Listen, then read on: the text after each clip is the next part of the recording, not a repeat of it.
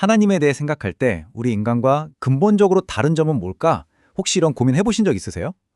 오늘 웨인 그루뎀의 조직 신학을 따라서 바로 그 질문에 대한 답을 한번 찾아가 보려고 합니다. 하나님을 정말 하나님이시게 하는 우리와는 결코 공유할 수 없는 아주 특별한 성품들, 바로 비공유적 속성에 대한 이야기인데요. 지금부터 저와 함께 시작해 보시죠. 자, 모든 이야기의 출발점은 바로 여기입니다. 위대한 신학자 장 칼뱅이 기독교 강요에서 이렇게 말했거든요. 진짜 지혜라는 건 하나님을 아는 것과 나 자신을 아는 것, 이 두 가지로 이루어져 있다고요. 근데 이게 진짜 재밌는 게 뭐냐면 이 둘이 완전히 서로 얽혀 있다는 거예요. 하나님을 알수록 내가 보이고 나를 깊이 들여다볼수록 하나님이 더 선명하게 보인다는 거죠. 그럼 그 첫 번째 하나님을 아는 지식부터 한번 시작해 볼까요? 근데 막상 이걸 시작하려고 하니까 우리가 엄청나게 거대한 질문 하나랑 딱 마주치게 됩니다. 네, 바로 이 질문입니다. 시간과 공간에 갇혀 사는 우리 같은 유한한 존재가 어떻게 시간을 초월한 무한한 존재를 제대로 알 수 있을까요? 사실 불가능해 보이잖아요. 하지만 그루뎀은 이렇게 이야기합니다. 우리가 하나님을 100% 완벽하게 이해할 순 없어도 하나님께서 우리에게 보여주신 만큼은 진짜로 그리고 참되게 알 수 있다고요. 그래서 신학자들은 이 거대한 질문의 답을 찾기 위해서 일종의 틀, 뭐랄까 렌즈 같은 걸 사용합니다. 바로 하나님의 속성을 통해서 그분의 성품을 이해하는 방법이죠.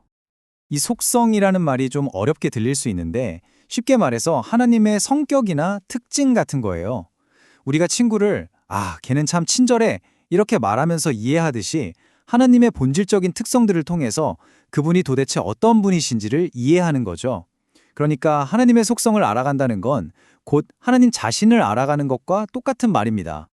신학자들은 하나님의 속성을 크게 두 가지로 나눠요. 첫 번째는 공유적 속성인데요.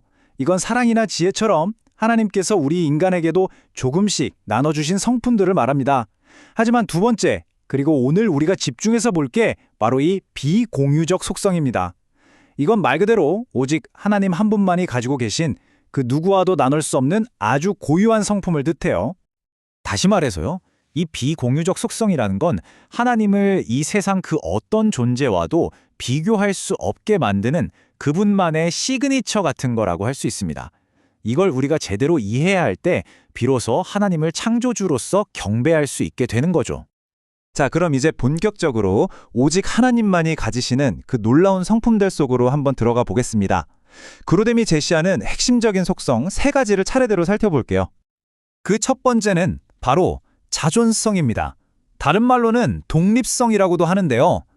단어는 조금 낯설지 몰라도 그 안에 담긴 의미는 정말 어마어마합니다. 이 속성의 핵심은 바로 이 구절, 출애굽기 3장 14절에 담겨 있습니다. 하나님께서 모세에게 당신의 이름을 나는 스스로 있는 자라고 밝히시는 장면이죠.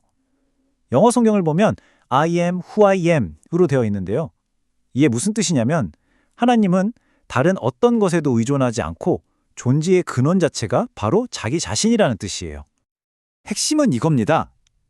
저와 여러분을 포함해서 이 세상의 모든 것은요, 무언가에 의존해야만 존재할 수 있어요. 부모님이 있어야 했고 공기가 있어야 하고 음식이 있어야 하죠. 하지만 하나님은 유일하게 그 어떤 것에도 기대거나 의존하지 않으십니다. 우리는 하나님이 필요하지만 하나님은 사실 우리가 필요하지 않으시죠. 왜냐하면 처음부터 스스로 완전하신 분이니까요. 이게 바로 창조주와 피조물의 가장 근본적인 차이라고 할 수 있습니다. 두 번째 비공유적 속성은 불변성입니다. 이건 말 그대로 하나님은 변하지 않으신다는 뜻이에요. 야고보서의 이 구절을 보면 마음이 좀 찡하죠. 한번 생각해 보세요. 우리는 정말 끊임없이 변화하잖아요. 기분도 하루에 12번씩 바뀌고 생각도 심지어 내일 계획도 수시로 바뀌죠. 하지만 하나님은 변함이 없으십니다. 그분의 성품, 그분의 기준, 우리를 향한 그분의 약속은 어제도 오늘도 그리고 영원히 똑같다는 겁니다. 이게 우리에게 얼마나 큰 위로가 되는지 모릅니다. 모든 게 모래성처럼 쉽게 변하고 무너지는 이 세상에서 절대로 변하지 않는 단단한 반석이 있다는 뜻이니까요. 그분의 약속은 반드시 지켜진다는 그 믿음, 바로 여기에 우리 마음이 닻을 내리고 쉴 수 있는 겁니다. 자, 마지막으로 살펴볼 속성은 영원성입니다. 이건 하나님이 시간의 제약을 받지 않으신다는 정말 놀라운 개념이에요. 우리는 시간이라는 강물에 휩쓸려서 살아갑니다. 어제가 있었고, 오늘이 있고, 내일이 있죠. 하지만 하나님은 그 강물 밖에 서 계신 분이라고 생각하면 쉬워요. 강의 시작과 끝을 동시에 보고 계신 거죠.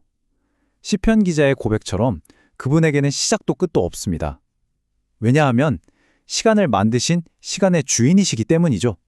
좋습니다. 자존성, 불변성, 영원성. 솔직히 조금은 어렵고 추상적인 이야기였을 수도 있어요. 자, 그렇다면 가장 중요한 질문을 한번 던져보겠습니다. 이런 지식들이 오늘을 살아가는 우리랑 도대체 무슨 상관이 있는 걸까요? 이게 왜 중요할까요?